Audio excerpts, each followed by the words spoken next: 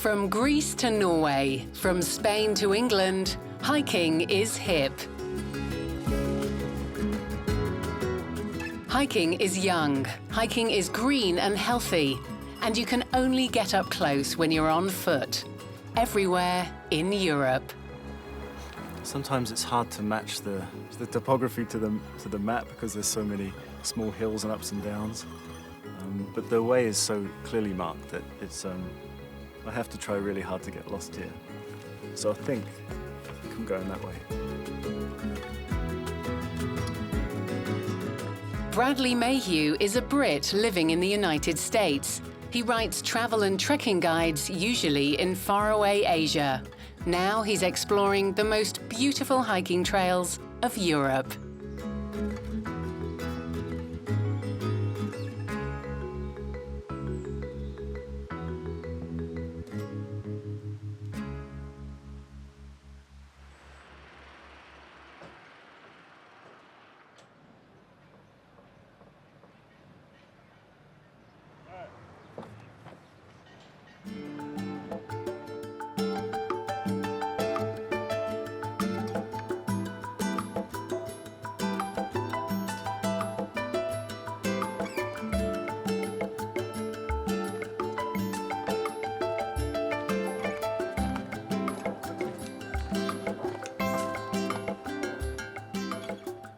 The geographer Miguel Salva Capo is responsible for the maintenance of the longest footpath of Mallorca.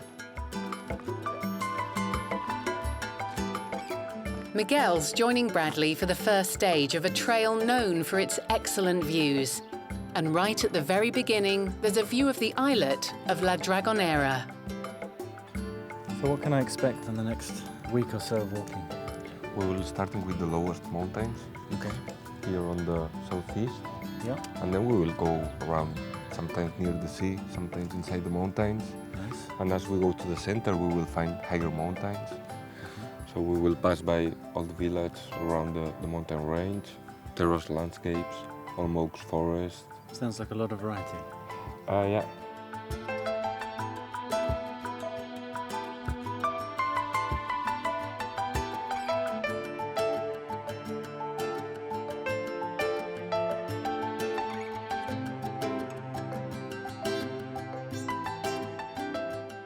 Mallorca is the largest of Spain's Balearic Islands.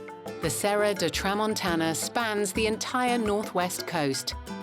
The Dry Stone Route follows the mountain range for just over 150 kilometers, from the port of Andrach to the small town of Puyensa.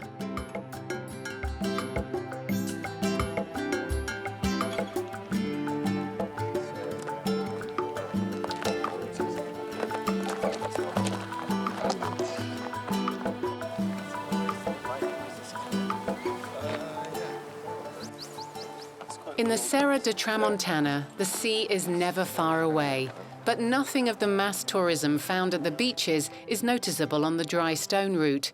Here, the popular island shows its other side. The official name of the Dry Stone Route is GR221. It's walkable even during the island's rainy winter. For me, hiking kind of combines the physical side and a mental side. Just the slowing the pace down, the getting into the rhythm of especially a long hike. If you do more than a day, you really get into a different rhythm. Your mind settles. Things become clearer. You have more time to mull things over. So for me, it's physical and spiritual kind of come together. I always have a pair of hiking boots packed in my backpack somewhere.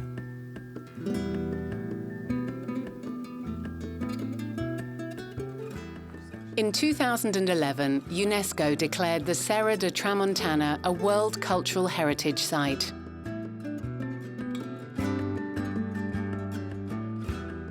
In the natural and by and large untouched coastal mountains, remnants can be found of a history that spans back to the Middle Ages.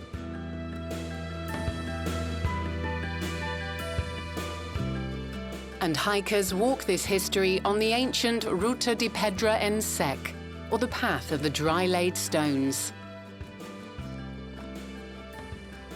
The stone paths and walls constructed without any mortar go all the way back to the 13th century.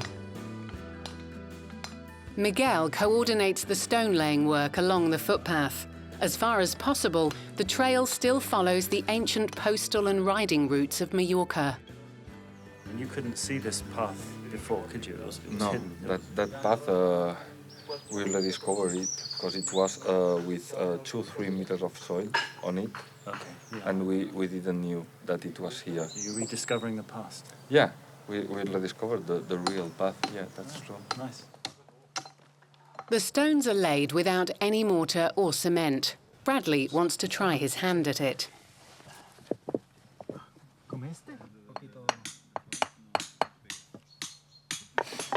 Yeah, normally the road's already made before I go hiking on it. I've never actually had to build the path before I hike it.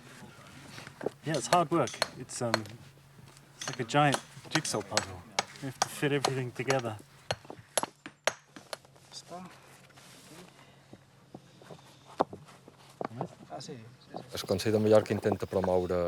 Mallorca wants to promote hiking because it's sustainable, eco-friendly, and an additional form of tourism.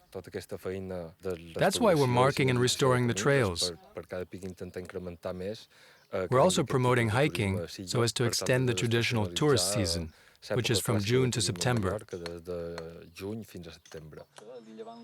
Like Miguel, the master stonemason Pedro Bisbal and his colleague work for the island government.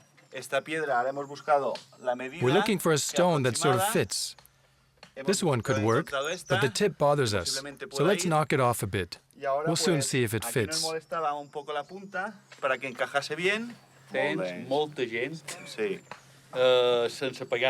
A lot of people used to work on the trails without pay, only for something to eat. 30 or 40 men would have worked on a trail like this.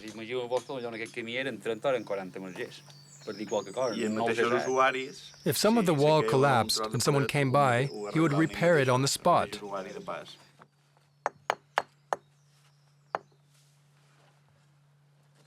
Yeah, this is just one tiny section of hundreds of kilometers of ancient trails.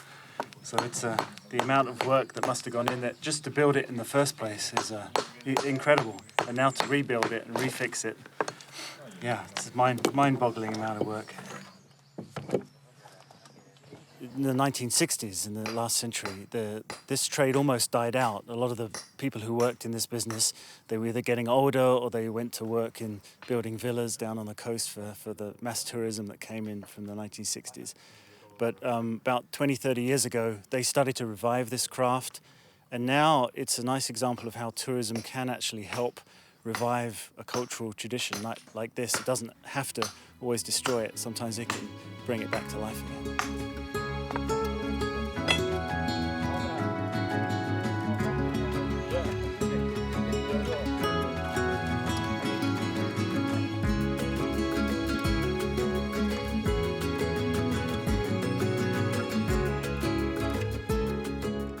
The dry stone method was also used to build the ancient terraces here. Without them, farming would never have been possible on the steep mountain slopes.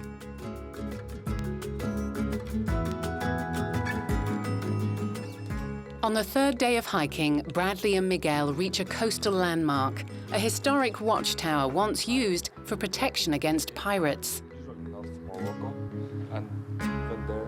Bradley learns that pirates usually attacked from the coast of Africa. That tower it's from the end of 16th century, and it was a part of a large system to prevent pirate attacks all around the island. When they seen a pirate ship, they advised the local people to protect against the attacks of the pirates. Yeah.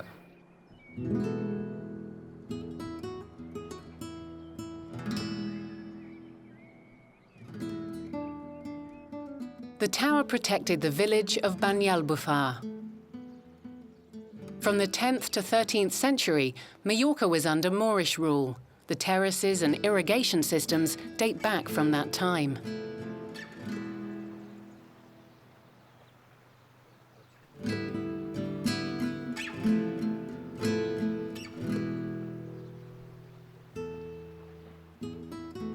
Later, wine grapes were grown on the terraces, red Malvasia. You can imagine all that meters of terraces cannot be made in just a few years. It's the evolution of centuries of people working there to create cultivation areas. If you don't use it in 10, 15 years, a terrace can go down.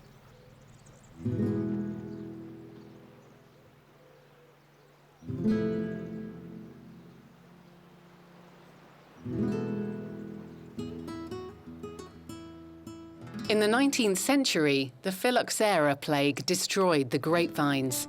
The terraces of Banyalbufar went to ruin. They only began to be used again a few years ago, when together with 4 friends, Pau Wick founded a cooperative.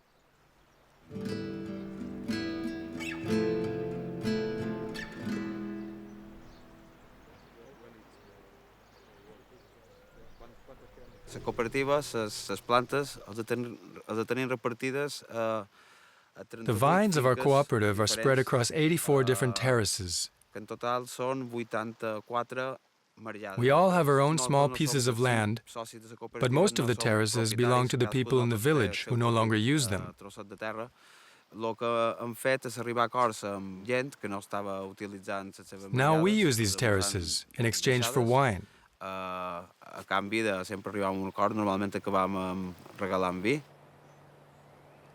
The sea's just about 30 meters from here, so you can actually taste the sea, the closeness to the sea in the grape and in the wine that comes up through the soil, and the sea breezes kind of seep into the grapes. I'm looking forward to tasting it. I've seen it growing. Now I actually want to taste what it's like. So looking forward to it. Pau Wick's cooperative grows a white, dry Malvasia. It corresponds to the taste of today's wine drinkers.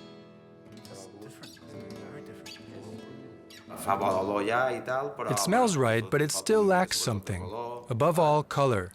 You have to let the wine rest for a while. That was really just a sample.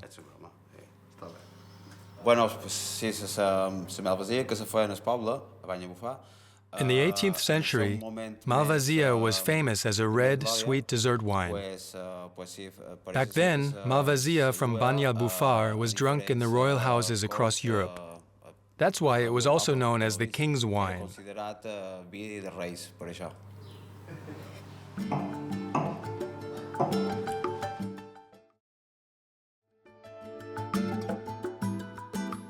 After Banyalbufar, the Dry Stone Route turns inland for a few kilometers and then returns to the coast.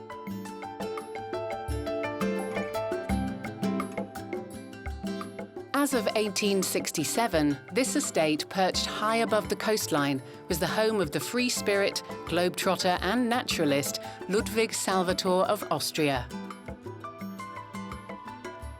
The aristocrat had trails built on his vast properties. One of the most beautiful begins at the small town of Valdemossa.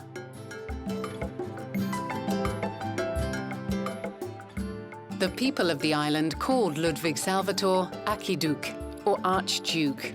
Miguel and Bradley want to follow the traces of the Archduke for part of the way.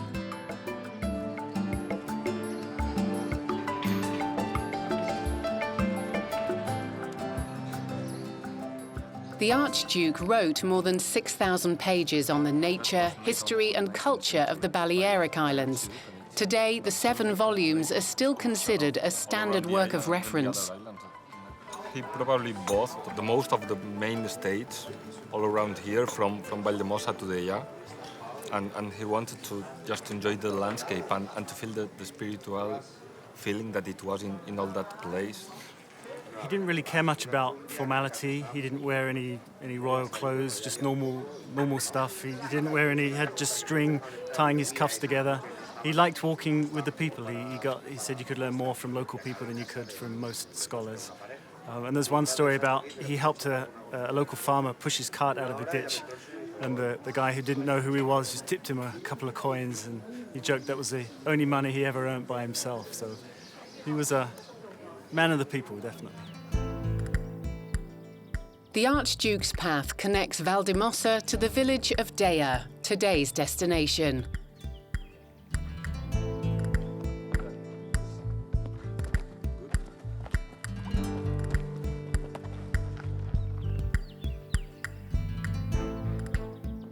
The first 500 meters of the path are extremely steep.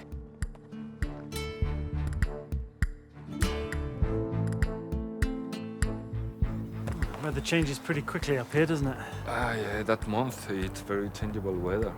But in a higher level, just in a few meters, and if it gets clearer, sure. Let's see how it goes. Yeah. Yeah, let's go.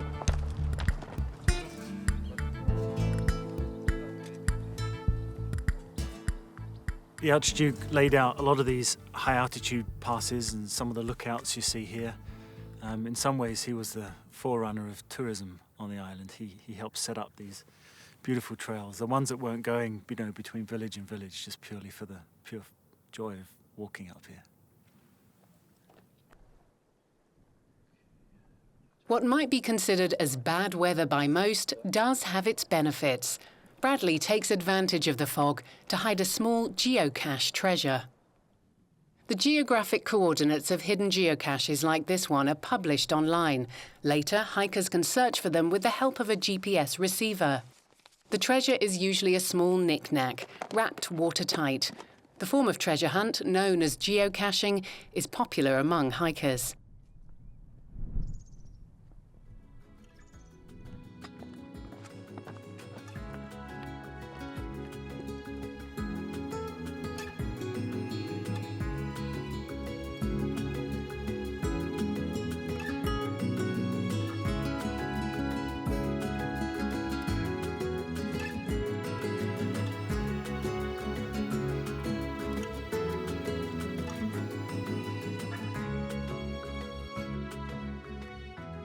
At Dea, the hiking path reaches the artists' village of Mallorca.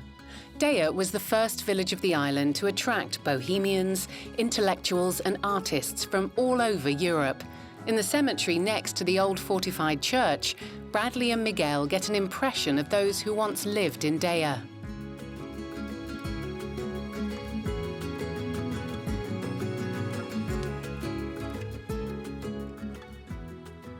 They first became famous when Robert Graves, a British scholar, classicist and poet, he moved here in the 1940s.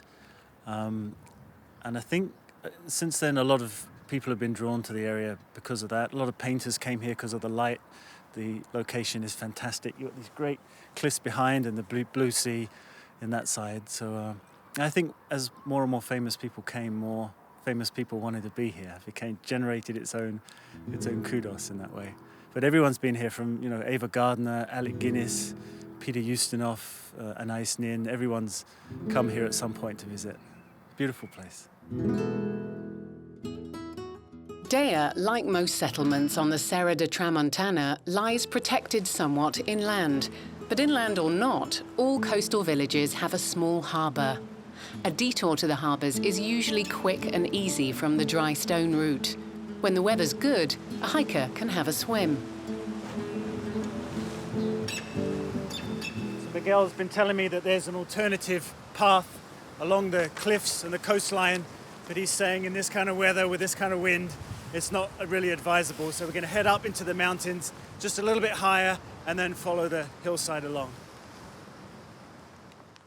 From Dea, Miguel and Bradley once again continue their way on a restored segment of the Dry Stone Route, the Gran Recorrido 221. Why is this called the Serra de Tramuntana? Yeah, it's Serra means mountain range, and Tramuntana is just the name for the wind from the north. So that the mountain range stops the winds that came from north and cold. Is that why it's raining right now? Yeah, it's the first line for raining in Mallorca when it came from north. And then this is the barrier, and then on the other side where all the resorts are, they're sitting in the sunshine, are they? Usually, or it's lighter, the rain there. Right. Here is the hardest. Okay. I'm sorry for that. Yeah, thank you. Good We're for us. We're on the north now, but... Okay, well, it's going to get better. It looks good. Yeah, hopefully. Okay, let's keep going, yeah? Yeah.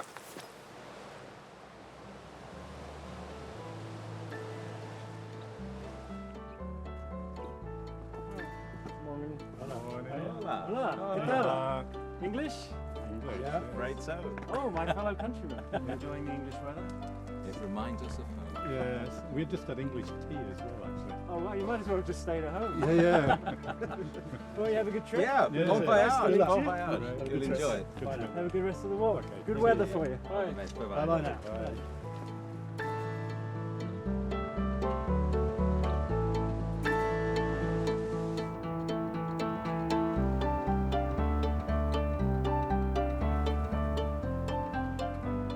At the end of almost every stage of the hike, there's a refugi, a simple hostel.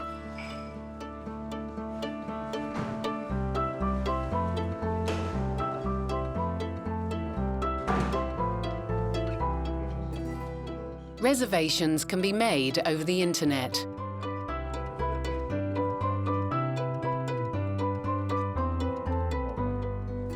At Refugi La Moletta, a former telegraph station, up to 30 visitors share a single dorm.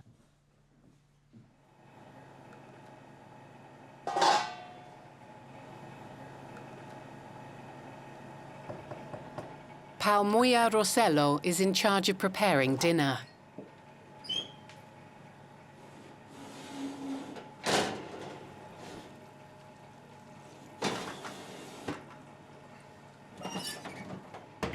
The guests are usually very appreciative.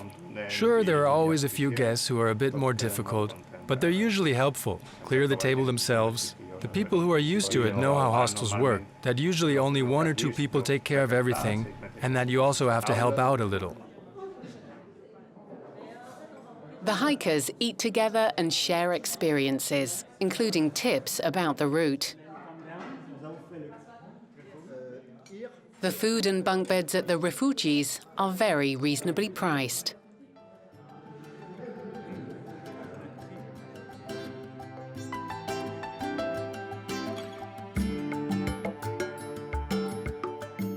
The next morning,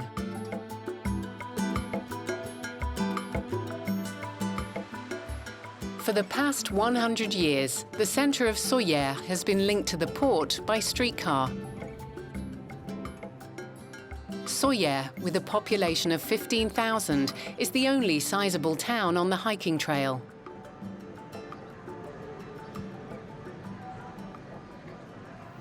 Bradley wants to spend a day here.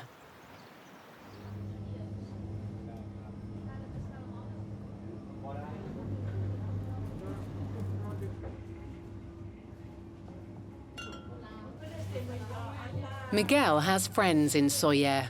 Tonight, they all plan to cook dinner together.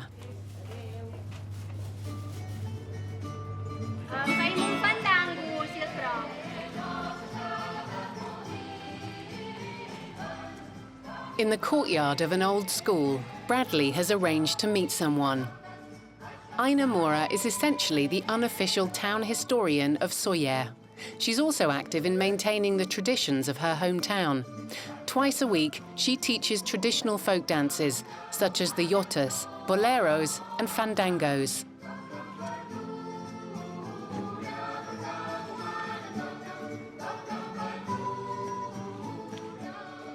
Ina's offered to show Bradley Soyer and its surroundings. She also fills Bradley in about the special connection the town has with France. To sell the oranges and lemons from Soyer. Huh. Yeah. That's nice. Yeah, lovely. So does your family also have a French leg? Yeah, of course. Yeah? So you had relatives that were there? Yeah, my granny was born in France. Really? And they have had a restaurant in Nantes. Oh, lovely. I have a picture. This is her? Yeah, that's my granny. The people left Soyer because they were trading with oranges and lemons in France. So they went away, but they have had their own business there.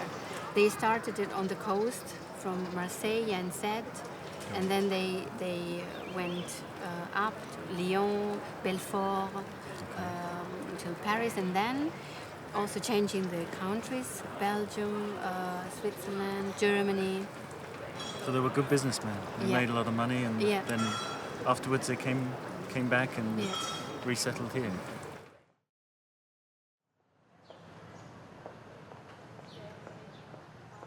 And those who returned also shaped the architecture of Soyer.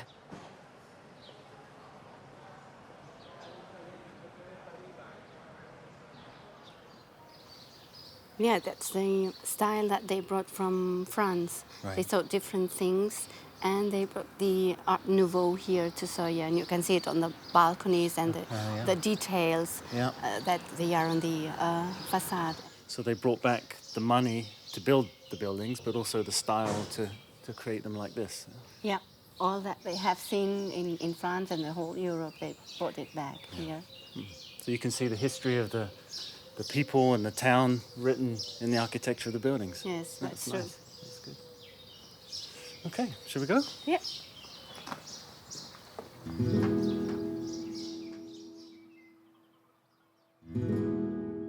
Soyer lies sheltered from the wind in a valley, a single large garden. The lower areas are full of the citrus trees that are so closely tied to the history of Soyer, roughly 120,000 of them.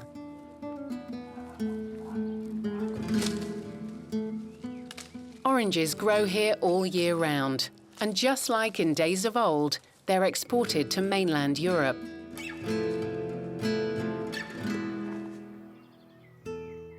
Above the orange plantations are the olive groves, the pride of the inhabitants of Soyer. Owning an olive tree is seen as a status symbol here. Some of them are hundreds of years old.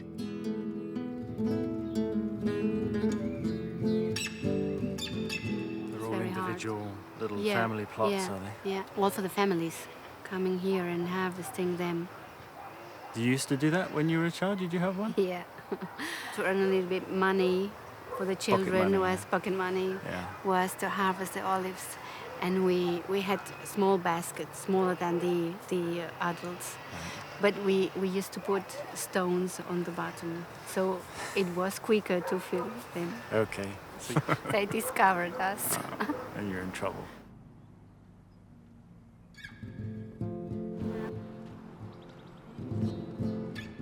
The families here take good care of their olive trees, as well as the terraces on which they grow.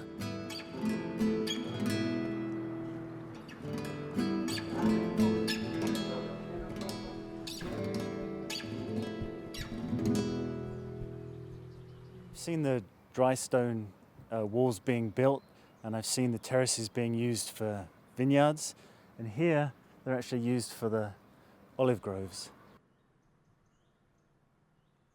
The terraces are the perfect solution here. You have lots of stones, lots of hillsides, not much flat land, so they're perfect for gaining extra growing land and also to stop the erosion. So they're really a very clever solution to the problem, and have been here for centuries, and they're beautiful as well.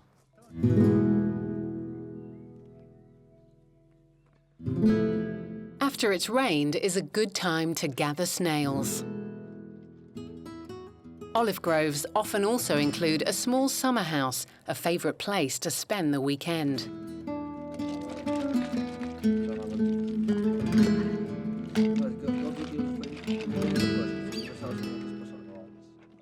Miguel is already busy preparing tonight's dinner. The snails have to be thoroughly washed.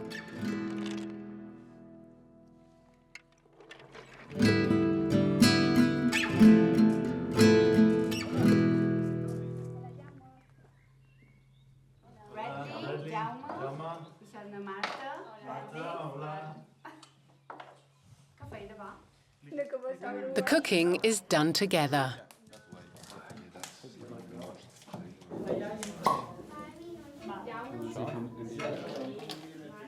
Aina serves the snail stew, a typical dish of Soyer.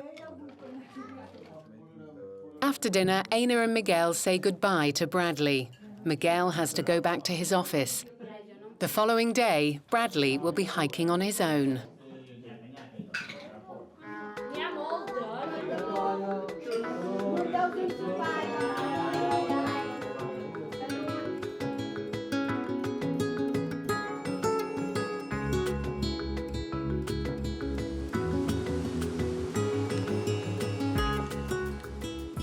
The next morning, Bradley walks up the Binyaraish Gorge.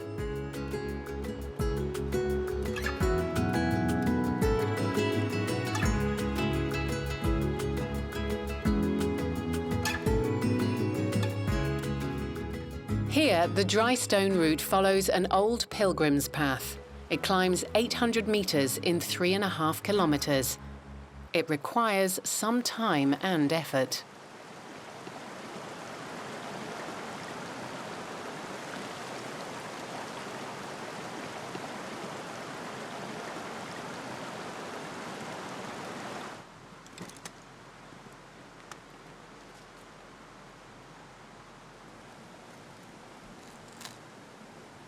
Fresh tomato, olive oil from Soyer, ham, pa am oli, breakfast, Mallorcan style.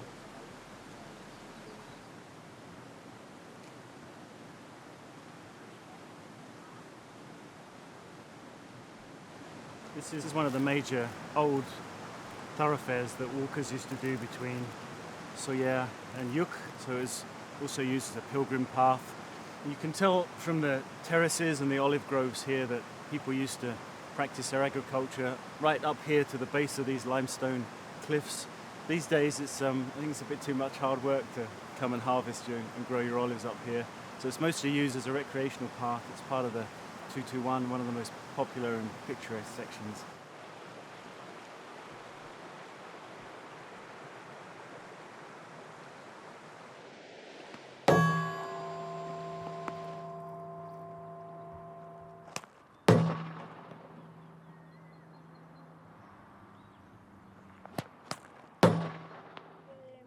The Balearic Islands have been inhabited since the 3rd millennium BC. The ancient inhabitants hunted with slings.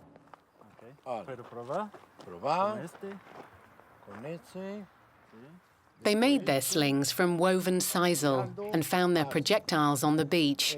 A perfect stone should weigh about 250 grams. Cuidado, cuidado, toros! Long ago, the islanders used slings to defend themselves against Roman invasions. And later, the Balearic slingers served in the armies of Carthage. Yeah, I've learned that the Balearic Islands actually get their name from the Greek word to throw. So this sport's been going on for at least a couple of thousand years. It's surprisingly easy when you're about 4 feet from the target, which is what I am. But when you get back as far as 50 meters, it's surprisingly difficult. These guys are throwing this stone at 200 kilometers an hour with a record of between 100 and 200 meters away. So these guys know exactly what they're doing.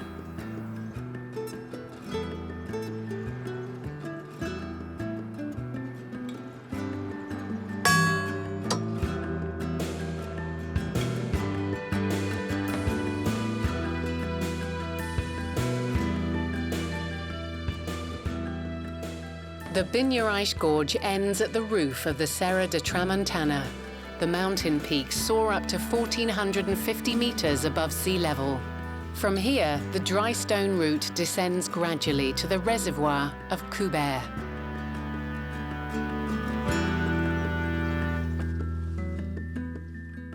Here in this high valley, once a week, Nofra Bisbal comes to look after his beehives.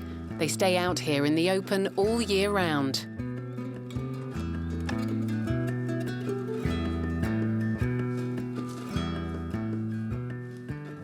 The great thing about hiking is meeting people en route, and it's easy to get into a conversation. Nofra invites Bradley to have a closer look at the bees.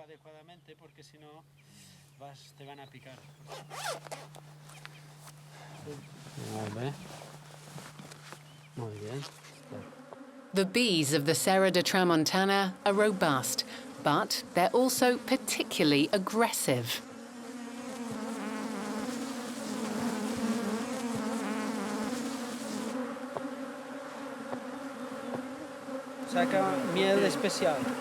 The honey is very aromatic. We've won the prize for the best honey on the Balearic Islands a couple of times. Oh, I think we've disturbed them enough for one day.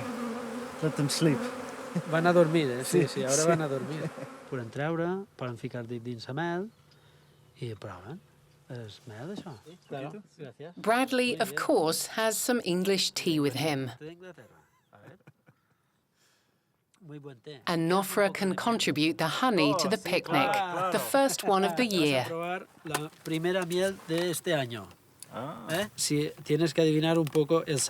Wow. Tell me what it tastes like, and eat everything. Todo. Please, take some more. That's so good. Qué bueno. That's so good. Yeah, it's going to help me caminando, huh? Sí, Help me with the walk, definitely. agotado, vamos.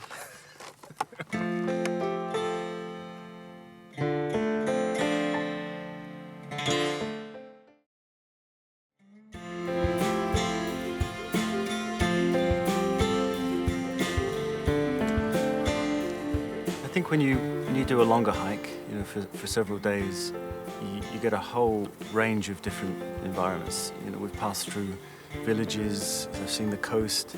It's nice to come up here. It feels like it's like the spine of the mountains, and you're just crossing it. And always on a hike, there's a pivotal moment where you feel like you're halfway there, you've still got halfway to go, and it's a nice place to just pause and reflect and check where you're going and soak it all in, and then head off again.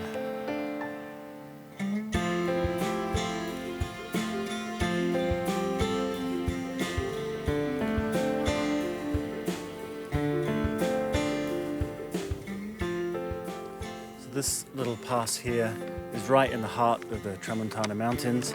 We've got the biggest peak up there, which is a military installation, so I'm not allowed to go there. And you have the Refugi Tossels Verde, which is where I'm headed tonight. That's on the other side of this mountain. There's 3 different routes to get there. I can go down this steep valley, I can go around the hillside with the views of the lake, or I can go down this side more directly and then steeply up. And that's what I'm going to do.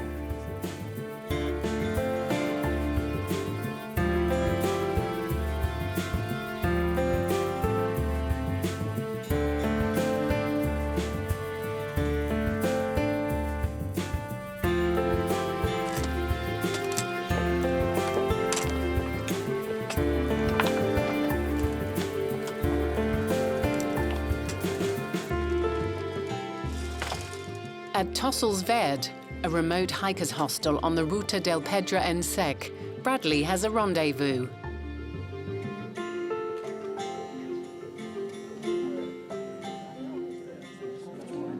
Princess Astrid of Stolberg-Wernigerode has lived on Mallorca for 25 years. Her title is of little importance to her. Her passion lies in the landscape of the island.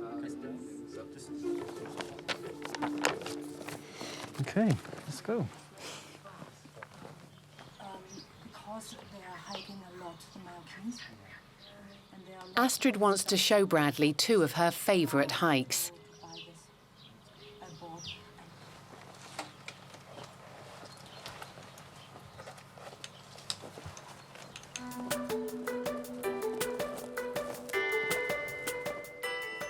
The Dry Stone Route offers numerous alternative routes or detours. Some of these trails lead you deep into the history and culture of the island.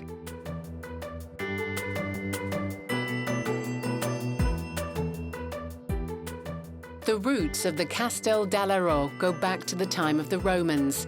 In the 10th century, when the Saracens invaded Mallorca, the castle gained strategic importance. Yeah, Astrid dragged me up to the top of this cliff to see the defences here. Everyone from the Romans to the Carthaginians to the North Africans to the Ottomans, everyone's taken the islands here, so they needed a really good defensive system. And this was the heart of the whole island's series of watchtowers and defences, walls. It's really a strong place. People come to Mallorca to hike because I think we have everything. We have the mountains and the ocean. When you hike 1,100 or 1,400 meters up into the mountains, you still always have the ocean on the horizon. I guess a lot of the new trails, especially through Europe, they're specifically designed to be enjoyable and hiker-friendly. They incorporate side detours, local wineries, castles, good restaurants. So it's a much more enjoyable, much more pleasant way of hiking. So if you have a a week or 2 week long holiday, you can really get a nice overview of a place, lots of different types of activities, good food, a nice hotel at the end of the day.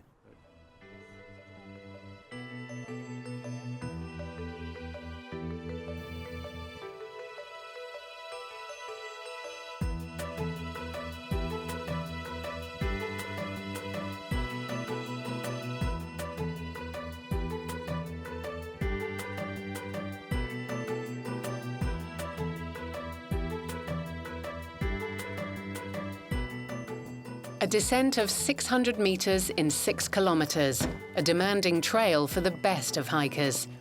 Astrid's taking Bradley through the Torrent de Parase. A torrent, a fast-flowing stream, cut the gorge into the rock.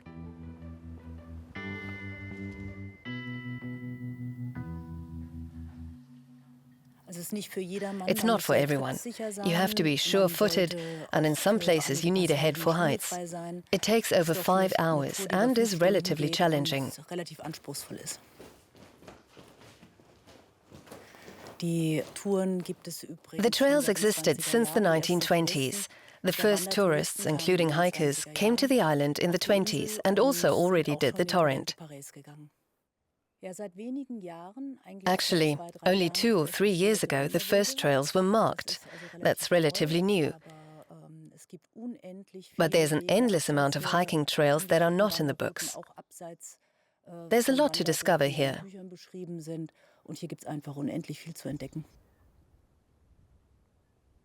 There's just a little bit of water left over in these pools at the moment, but when it rains, the water comes flooding through here and it's eroded these great gorges, carved out this stream. It's taken about 6 million years to build this one. It's good weather at the moment, but if it starts raining, we have to get out of here pretty quick. A bit of sky. Yeah. The steep faces of rock tower high above. Finding the GPS, it's such a narrow canyon that you can't see. Fine? Okay, yeah, we got it. Apparently, according to the GPS, we're right here. Okay, so that's good to know. It's very helpful.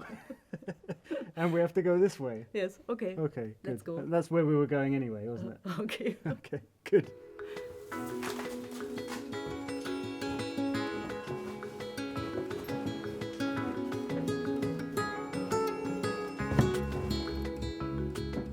Like most hikers, Astrid and Bradley go down the gorge.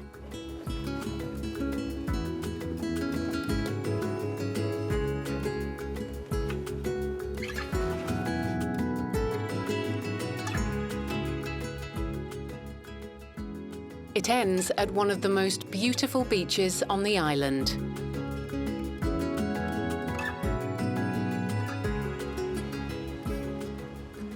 Unfortunately, in April, the sea is still too cold to bathe in.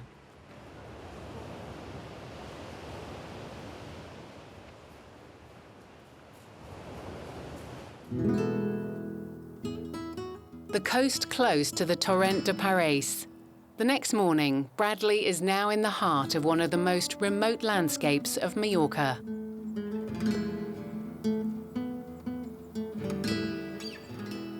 It's a good place to watch vultures. With a wingspan of up to 3 meters, the monk vulture, also known as the Eurasian black vulture, is the second largest bird of prey of Europe. Wherever it nests, Juan Jose Sanchez works.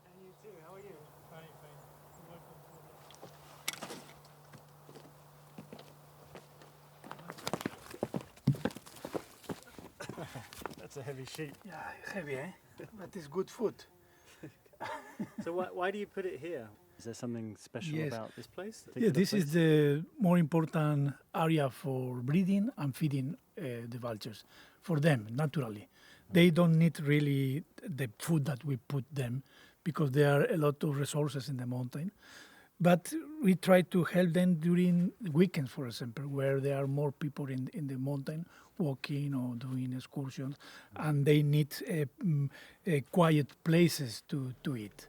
Yes, and for this reason we put some sheep. Also, the sheep helping us to observe them and to monitor them. In 1970, there was only one pair left on the island. That was when Juan Jose and some of his friends founded an organization for the protection of the vultures. No. That's beautiful. They're slow eaters. They're quite... And it was a success. These days, 140 pairs circle the skies above the Serra de Tramuntana.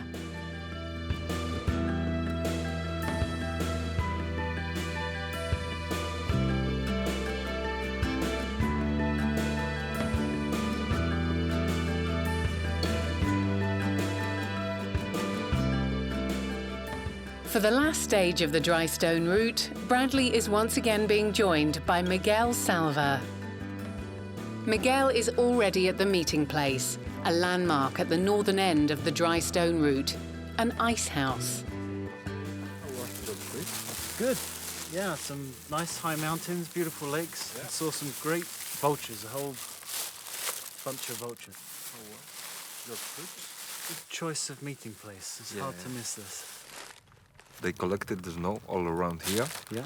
So they made levels with snow and some vegetation and salt till the top. Yeah. And they keep it here that the snow converts to ice. And after April, May, they take it out the ice and transport to the village, to the city. So what did they use the ice for?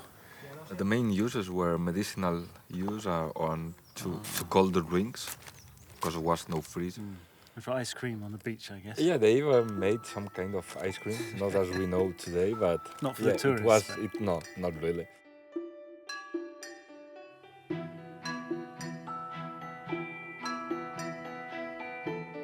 The final descent. The Dry Stone Route leads through an oak forest and to the Santuari de Lluc, the most important place of pilgrimage on Mallorca.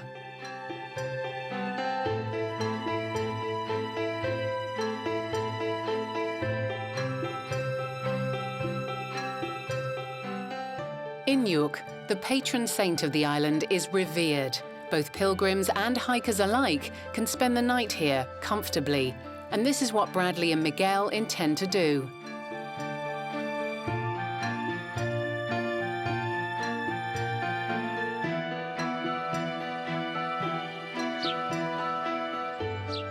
One of the wings of the extensive building serves as a boarding school.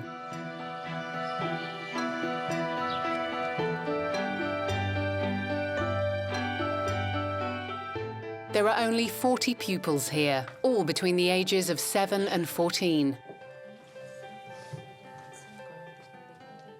Joanna Maria's normal school day includes maths, history, and during the main break of the day, a ball game. Nevertheless, the school in the holy sanctum of Lluc is no ordinary school. If you like to play an instrument or sing, you can do it here. You get private lessons. If you're not interested in music and singing, you're at the wrong place here in Lluc.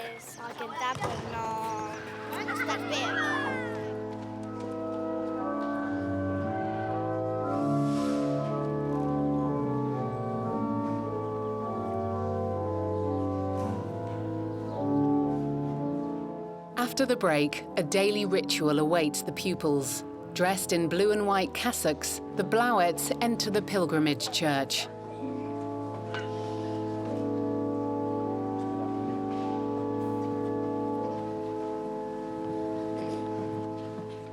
According to legend, in 1229, a young shepherd named Lluc found a black statue of the Virgin Mary here. The Black Madonna is still revered today as a patron saint of the island.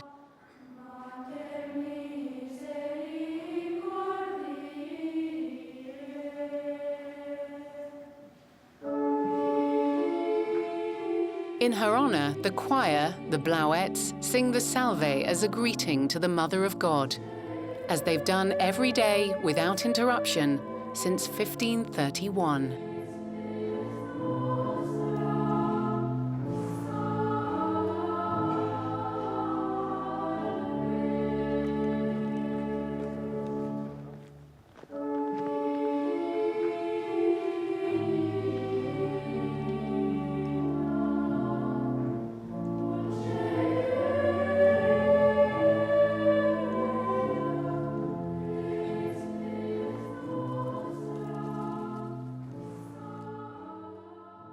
From Yuc, it's an easy descent.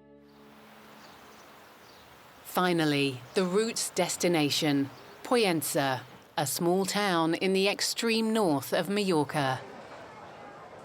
The Dry Stone Route officially ends here, at the market square of Puyensa.